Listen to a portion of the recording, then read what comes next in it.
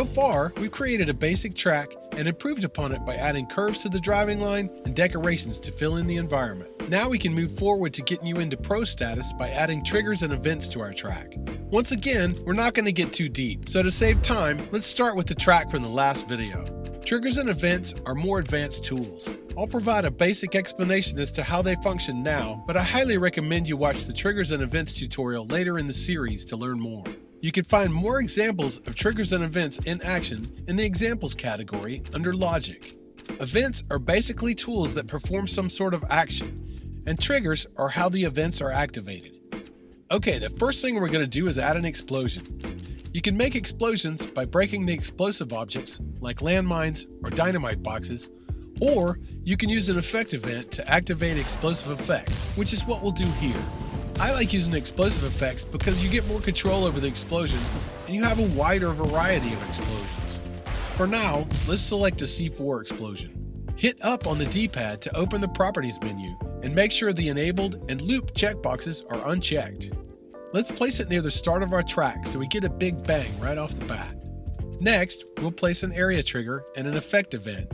They can be found under Tools, Triggers, and Events. Select the area trigger and hit the up arrow to open the properties.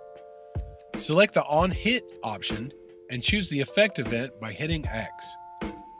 You can tell it is connected by the red arrowed line going to the effect event.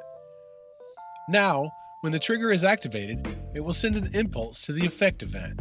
Next, we open the properties for the effect event. We will choose Select Event Targets option and select the explosive effect. Now, the event knows when it gets an impulse, its job is to activate that explosion. Let's give it a test. Next, let's add in something else.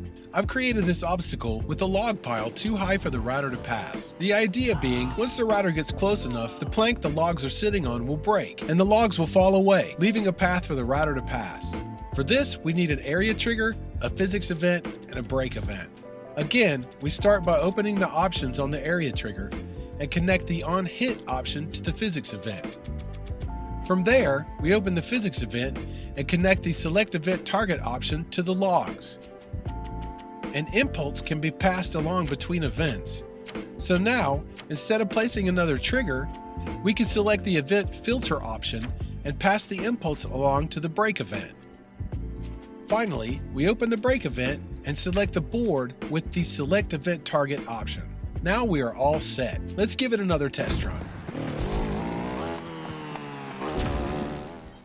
Finally, let's end the track with a bang. This time, we will place an explosive object on the drive line at the finish line. Remember, click the right stick to align objects with the drive line. Since we are using an object this time, we'll use a break event to blow it up. In Rising, we can also use checkpoints as triggers, so this time we'll use the last checkpoint instead of an area trigger. This will ensure the explosion does not go off before we finish the track. Open up the properties for the last checkpoint, select the Event Filter option, and connect it to the break event. Then, in the break event, make the target object our explosive. Let's test the track and see the results.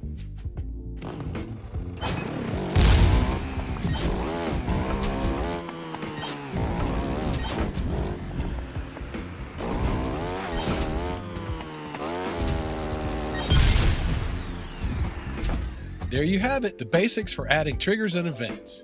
Triggers and events have many uses, and the better you understand them, the more creative and fun things you'll be able to add to your tracks. Again, I highly recommend checking out these lessons from later in the series if you have any questions or want to learn more regarding the tools we used in this video.